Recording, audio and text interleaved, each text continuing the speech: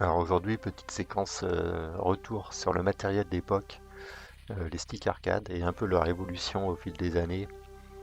En gros, sur la période en gros de 95 à 2005, on va dire. C'est un peu là que tout s'est passé. Avec notamment les supports dans l'ordre. Il y avait eu la PS1, euh, avec quelques sticks qui étaient sortis à l'époque sur PS1. Donc moi j'avais chopé celui-là, là, le gris, qui était vraiment pas terrible, hein. Bon, j'avais pas trop le choix à l'époque, c'est tout ce que je trouvais. Il fallait aussi pouvoir trouver le matériel, hein, parce que c'était pas, tout n'était pas facilement trouvable. Donc là, c'était pas mal pour se faire la main et puis pour commencer vraiment à jouer au stick. Mais bon, ça montrait assez vite ses limites, surtout au niveau de la direction. Je me souviens que c'était quand même assez bizarre. Toujours sur PS1, vraiment le meilleur, hein, tout le monde sera à peu près d'accord pour dire ça, ce serait le stick Namco, qui a beaucoup fait parler de lui à l'époque et qui a été longtemps une référence sur le support. On peut aussi parler du Fighting Stick, avec une plaque en métal là, qui était assez connue. Il y avait eu des versions sur Neo et Saturn aussi de celui-ci. Et du Real Arcade, qui est sorti toujours un peu après, je crois, sur PS1. Et où on voit que là, la marque Ori commençait à se mêler à tout ça. Donc on montait petit à petit en gamme au fur et à mesure. Avec un petit peu plus tard des modèles justement du Real Arcade assez emblématiques comme celui de Soul 2, là, Soul Calibur 2 qu'on voit assez souvent, et le Tekken 4 aussi. Donc ça, là, on arrive à la période plus PS2. Donc dans ce contexte-là, là, on arrive en fin de PS1. Euh, Au niveau de tout ce qui était événements, tournois, euh, on pouvait utiliser, parce que bon, les tournois quand même se passaient à cette époque plus sur Dreamcast, hein, qui était le support principal. On va dire, là on arrive, je parle des années 2000, 2001, 2002. Euh, Si vous n'avez pas de stick Dreamcast, il reste l'alternative de ces genres d'adaptateurs qui étaient assez répandus et qui utilisaient, qui permettaient de vous brancher avec une manette PS1 ou stick sur Dreamcast. Donc comme on peut voir ici, notamment, hein, dans ce genre d'événement là, on voit un mec qui avait ramené son stick Namco et puis on voit l'adaptateur posé. Donc après, ce qui a révolutionné un peu tout, c'est l'arrivée du stick Dreamcast. Déjà au niveau de l'armature de la bête, hein, qui était quand même assez mastoc. Franchement, ça faisait le taf à l'époque. On se posait pas trop de questions là-dessus. On peut voir ici, là, par exemple, dans ce genre d'événement, ça c'était en 2001, qu'il y en avait partout, hein, tout le monde utilisait ça.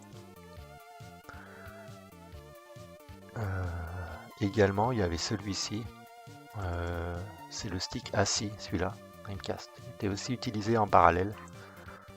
Ouais, ils en avaient sorti deux en fait. Il y en avait eu un, la version SNK, donc bleu pour Capcom et SNK, et une version Capcom en jaune. La prochaine évolution en fait qui s'était faite, c'est arrivé de peut-être vers 2003-2004. Il y a des mecs qui ont commencé à changer les boutons et les sticks de ces sticks-là. Donc par exemple, dans des tournois ou des conventions, vous arriviez, puis vous voyez un mec qui avait un stick Dreamcast, par exemple, qui avait des boutons roses. Donc tu te dis, bah tiens, c'est bizarre quoi. Normalement, tout est vert dessus d'origine quoi. Donc à partir de là, il y a un petit peu une sorte de frénésie, une sorte de course à modifier son stick en fait. Le but était donc, avec ces boutons de couleur, de récupérer du matériel d'arcade, puisque on avait Sanwa et Seimitsu, les deux marques arcade. Et il s'est trouvé que ce stick Dreamcast était très facile à modifier comparé à d'autres, notamment par rapport à sa hauteur, à la hauteur de sa coque et à la taille des boutons. Donc en fait, il y a eu une sorte de course à l'armement, on va dire, où tout le monde s'est équipé en bons boutons et en joystick Sanwa. Il y avait notamment des boutiques comme Starcab dans le sud, là, je me souviens, on pouvait commander son matériel. Donc après, niveau bricolage, il y avait des tutos, hein, sur internet, vous trouviez tout ce qu'il fallait. Il fallait mettre un peu les doigts dedans, mais après on s'y sortait quand même avec du bon matériel. Donc ouais, ce style Dreamcast, il a même eu une longue durée de vie en fait, parce qu'il a été utilisé donc pour la Dreamcast dans cette période-là.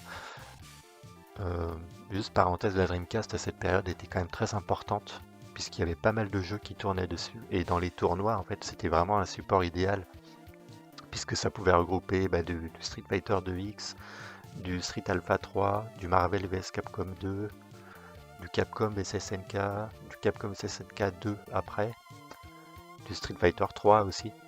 Et ça touchait également les jeux 3D, avec notamment Soul Calibur à l'époque. Et ça a duré donc assez longtemps cette période, où les tournois ont commencé à se transférer petit à petit sur PS2, avec notamment la sortie de Street Fighter 3 sur PS2, le Capcom SNK 2 aussi, il y avait la version PS2.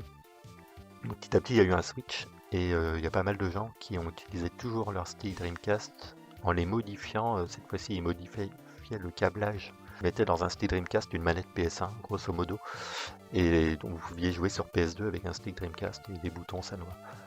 Donc ça, c'était l'ultime truc en bricolage. La prochaine grosse révolution qu'il y avait eu, c'était en 2004 avec la sortie du Real Arcade Pro.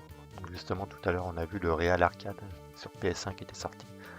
Et là, il y avait le Real Arcade Pro qui, lui, était équipé en matériel de qualité. Il a vu plein de déclinaisons. Parce qu'il y avait le Real Arcade Pro SA et le SE. Donc le SA était équipé avec du matériel Sanwa et le SE, c'était en Seimitsu. Donc ça, on va dire, c'était vraiment le stick ultime. Déjà, il était énorme en largeur, il avait un caisson super haut. Et sur PS2, c'était le must, quoi. Il y a eu le Real Arcade Pro 2 aussi, qui est sorti. Il y a eu des déclinaisons, notamment avec à l'effigie de certains jeux comme Capcom Fighting Jam, Tekken 5, Soul Calibur 3. Et plus tard, ça a continué après 2005, avec notamment des versions pour Arcana Art, qui étaient sorties là, Arcana Art 1 et 2. Donc on voit que ça a duré assez longtemps. Ouais, puis finalement, une petite mention spéciale pour celui-là aussi, le Virtua Stick PS2, qui n'a pas été très connu, hein. Il était très mal distribué. Je l'avais chopé à l'époque, moi je crois, sur PlayAsia. Donc en gros, c'est une alternative au Virtua Stick Saturn, mais en boosté, avec une direction, c'était un stick LS32 Seimitsu. Et les boutons, je me souviens plus si c'était bien ou pas. Je crois qu'il y avait juste le stick qui était en Seimitsu, mais franchement, c'était pas mal pour l'époque celui-là, surtout pour la PS2. Voilà, je pense que j'ai passé les principaux en revue. Et je ferai peut-être ce genre de petites capsules là. Je voulais en faire une peut-être sur les tournois ou les conventions à l'époque, dans les années 2000-2005, vraiment dans les débuts. Ça peut être marrant aussi de reparler de trucs comme ça. Bon, je vous dis à la prochaine.